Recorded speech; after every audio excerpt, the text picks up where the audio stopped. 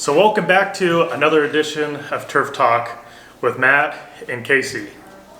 This is episode 5, and we want to spend some time today really discussing what to expect in round 2. So we are at about the end of the first week of April right now. So we've already gone through round 1. Round 1 is officially over now. We're not scheduling any more for round 1. Round 1 was really about the pre-emergent, the cool season weeds, the winter weeds that we were trying to control, and then a little bit of fertilizer to help jumpstart the yards a little bit earlier. Now we're transitioning into a different time of the year. That's right. And as you think about fertilization and health of your yard, it goes in seasons just like the weather does. So at different temperatures, you have different weeds that pop up. Throughout the different parts of the year, the humidity levels are different. So at that point, you have different weeds that we have to control, and we have to change the different products that we use. So we don't have just a program that says, use this product and we apply it 6 times a year. Every single round, our product is 100% different to really hone in on the seasonality of your property. And so we want to kind of get into that a little bit. Absolutely. So as we go into round 2, what kind of things, Casey, should we expect in round 2? Well, what we're going to see in round 2 is an obvious change in the weather. We're going to go from where we're having 2 and 3 days of cool, rainy weather to where we're going to have a lot of sunshine and maybe 1 or 2 days of warmer, rainy weather. That rain will get very predictable.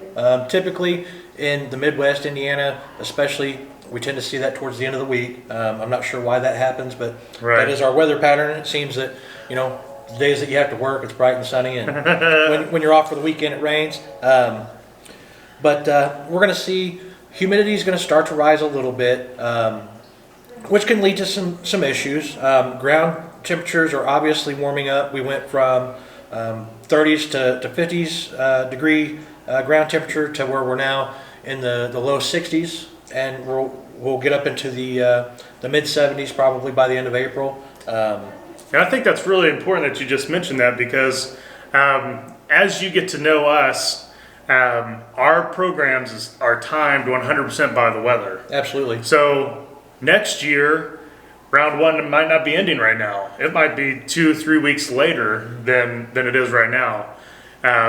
Last year, it was probably round 1 lasted longer. I mean, heck, May 15th of last year, we had a really hard frost. Yeah. And so our program is so dependent upon the weather and the product that we use that there's no really start and stop time to each round.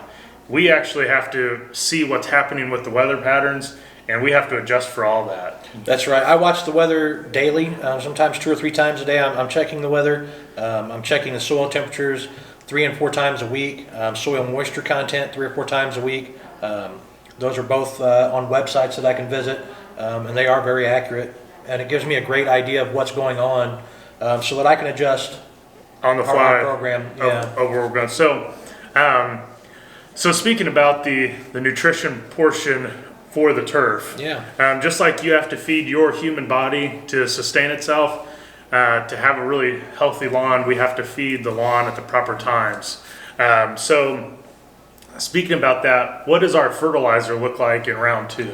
So in round 2, Matt, what we're going to do is we're going to bump that nitrogen up a little bit.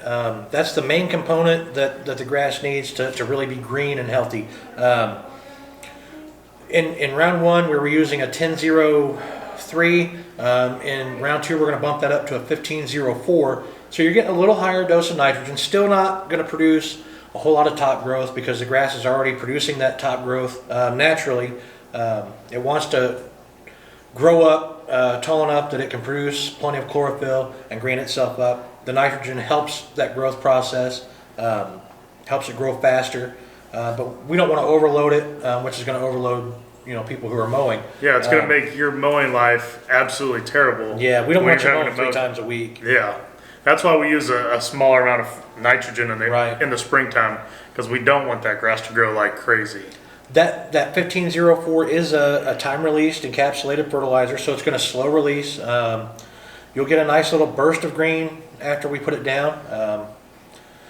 And does that also have the armament technology on it? This does not have the armament technology. That comes later in the program? Yeah, the rest of the program is all armament technology until we get to the winterizer, which is basically an all-mineral quick release. That way the grass can suck it up before we see a hard freeze and store all those nutrients. So as we talk about the difference, for the fertilizer requirements for the grass to actually feed on and grow, along with grass, we also have weeds that grow. That's right. So are we going to see different weeds in the lawns as opposed to what we saw in round one? So is round two weeds going to be a little different?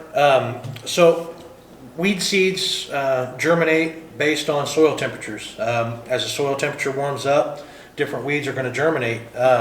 Some of the weeds that we saw during the winter, the henbit, excuse me, the ground ivy and the wild violets, we're not going to see those popping up as much. And some of those will fade out completely. They just won't tolerate the heat. And what's going to take their place is things like dandelions, which are already popping up and flowering. I've seen some pretty heavily infested lawns already. Oh, yeah. Thistle, chicory, spurge. And then we might see some grassy weeds like crabgrass, barnyard grass,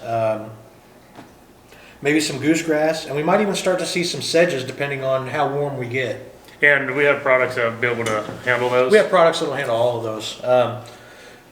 And that's another change that we're looking at, Matt, is our weed control. In the spring, we use Cool Power, which is an ester-based product. Once we start seeing 75 to 80 degree temperatures, because that ester product will volatilize and it can move off target, and it can cause some burning in the lawn. We move away from that. We move to a product called Threesome. It's a 2,4-D combination product. It's a three-way product that will handle almost every broadleaf weed in the yard. Now, it does have some problems with the wild violets and the ground ivy because they are a more tolerant weed. Well, that's why we try and get out early to Correct. get the Cool Power on them. And with the Cool Power, we should have knocked a lot of that back, and we'll keep that under control and keep them from really spreading out with the Threesome. And then we'll attack them again in the fall with Cool Power. And then one of our more important parts of round one was the prodiamine that we put down. The crabgrass to help pre-emergent. prevent crabgrass.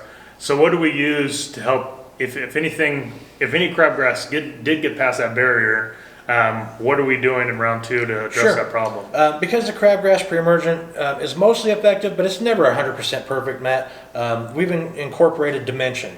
Dimension is a crabgrass pre- and post-emergent that also will help eliminate broadleaf weeds. And it does provide a little bit of pre-emergence for broadleaf weeds. We're still going to see some broadleaf weeds sneak through, and we always treat those as they come. But this will definitely handle that young crabgrass and those early stage grassy weeds that you might see around the edges or anywhere that the lawn's been damaged or the pre-emergent just didn't take 100%. Right. The Dimension will help keep a lot of that out. And this is another reason why hiring a professional is so important. It is. As opposed to trying to do it yourself. Nothing against the DIYers of the world, but if you really want a program that is detailed, built by a chemical operations manager that has years and years of experience, along with an agronomist, that's why you hire a professional, because we're able to adjust our programs on the fly, be able to get products that you're not able to get to address those types of issues in the lawn. And that's exactly what we're doing right now. We saw the temperatures rise, we're adjusting our products. And if you're a DIYer, you pretty much have whatever Lowe's is going to sell you as their 4-step Scott's program. And hopefully that you get it out at the right time of the year. But there's really no changing from that, Right, unless you do a lot of research and put a lot of effort into it, a lot of time, it really is just going to be what it is. And so we've covered the nutrition for the turf in our fertilizer. We've covered the different weeds that are going to pop up. But the next thing that we're going to see a lot of are the common pests that come out as the temperatures start rising. When we're getting close to the wintertime, those pests, they want to survive, so they're trying to get into your house where it's nice and cool and they can survive all year. But right now, those pests, they love it outside. So we have in central Indiana a pest problem. Many different types of pests, whether it's ants or spiders or sod webworms or ticks and fleas. What do we offer in that regard to help solve these issues for our clients? Our pest control program, Matt, is threefold. We have a surface insect spray that will help with lawn feeders and ants. Lawn feeders being like sod webworms and chinch bugs and armyworms.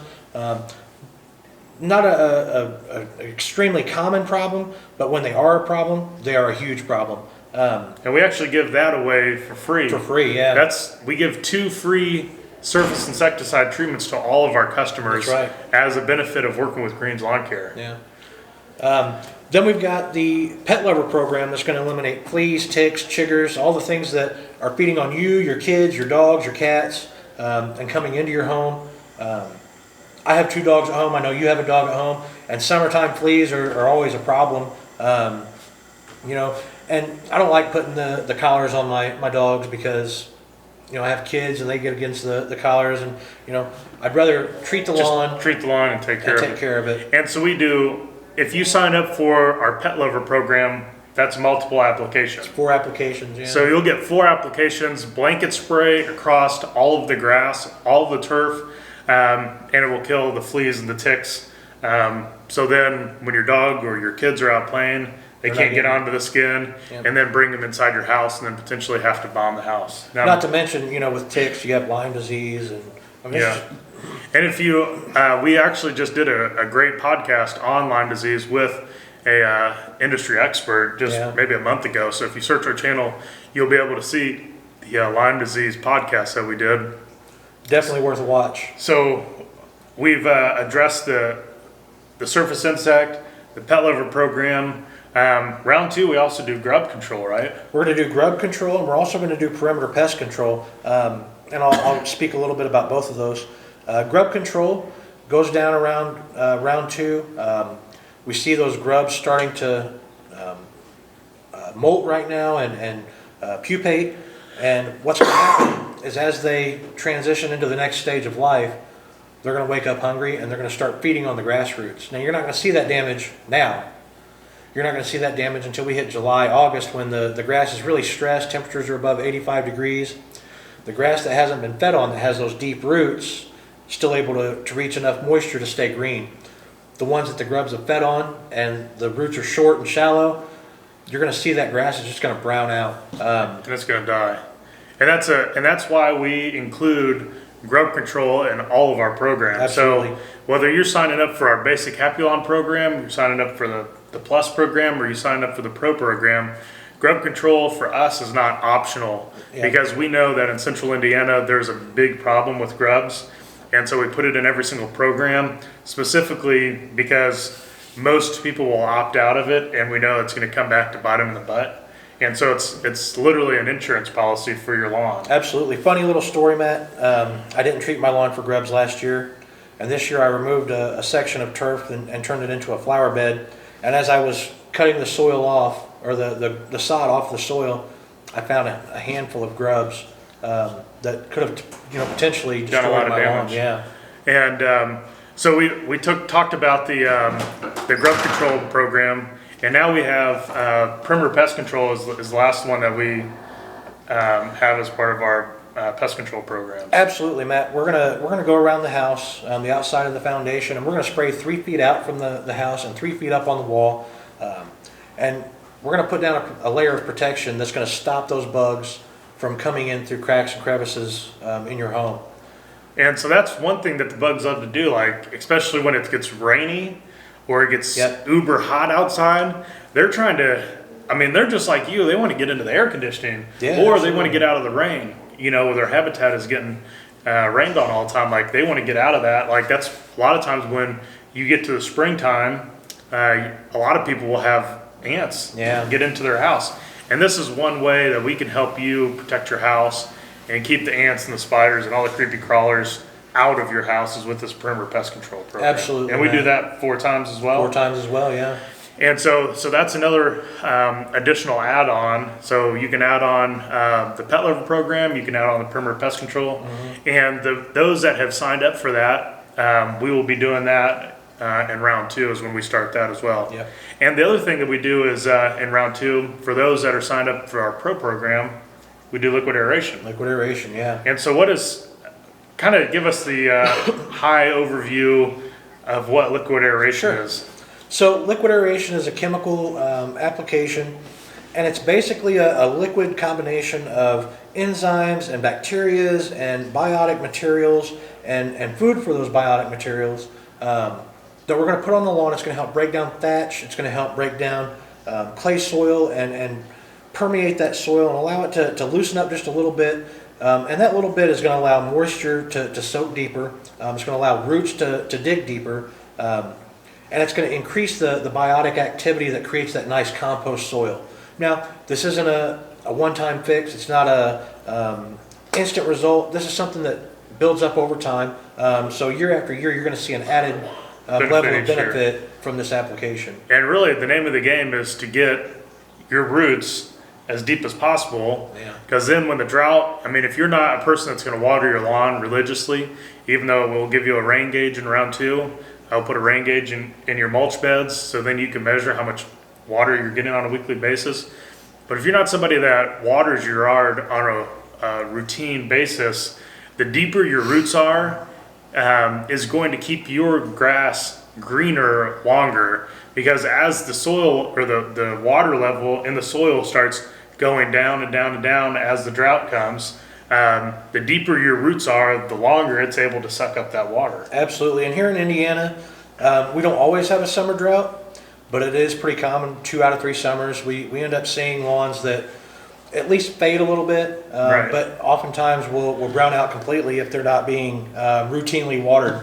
The typical cool season lawn mat needs about 1 to 2 inches of water per week, Right. total. And you want to do that in short, early morning bursts, a half inch one day, skip a day, half inch the next day, skip a day. That way the lawn gets used to having just a little bit here, a little bit there, and it conserves that moisture, but it still has enough to draw on.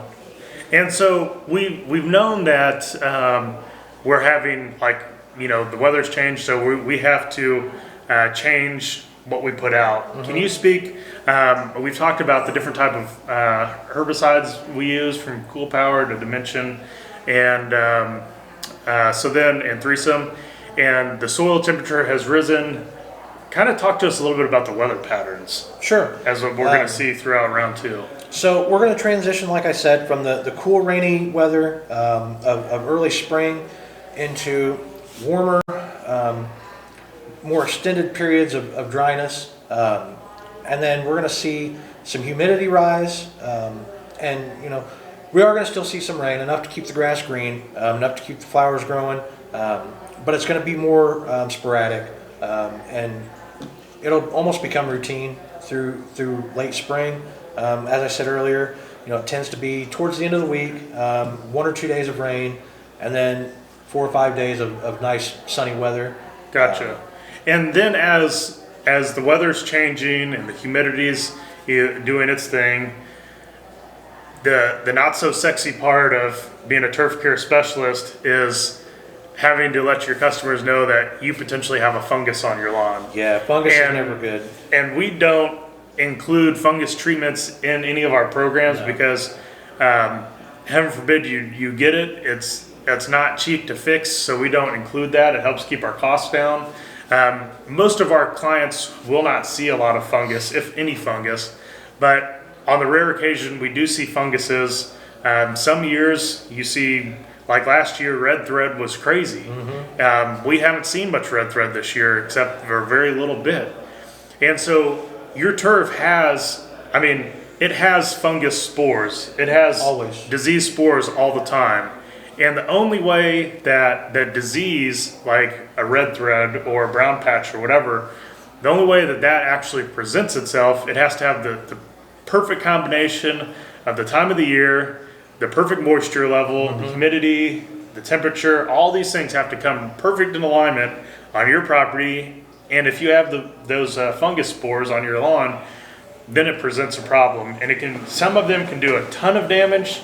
Some of them are just more topical, just surface issues that don't really affect the lawn. But if we see those, what do we do in that situation? And we want to help you as a homeowner be able to, because we're only at your property once every 30, 45 days, so we can't always see what's going on. Sure. And if a fungus appears 3 or 4 days after we arrive, it could be in your lawn for 30 plus days before we ever get back and see it. So we want to help you as a homeowner also be able to identify some of the funguses that you may be seeing. So then you can help us, and then we can get out, get some eyes on it, and do the proper treatment. So what are some of the funguses that we're going to see, and what do we do when that happens? The typical funguses that we're going to see during round 2 are leaf spot and dollar spot. Leaf spot tends to affect bluegrass a little more. Dollar spot tends to, I'm sorry, I said that backwards. Dollar spot affects bluegrass more. Leaf spot affects fescue more. And both of these diseases kind of have the same mode and function. They both will present themselves in very similar ways. They'll start out as small brown circular patches on the lawn, and they will spread. Dollar spot typically doesn't get much bigger than a silver dollar, but it'll be speckled throughout the lawn. Leaf spot will actually start as small lesions on the blade of grass that will cause the blade of grass to not be able to transport nutrients up and down the blade, and you'll get a brownout. And those patches will actually spread and spread and spread. Now, a couple of things that will help prevent that damage, Matt: proper mowing and watering. Watering especially is important this time of year.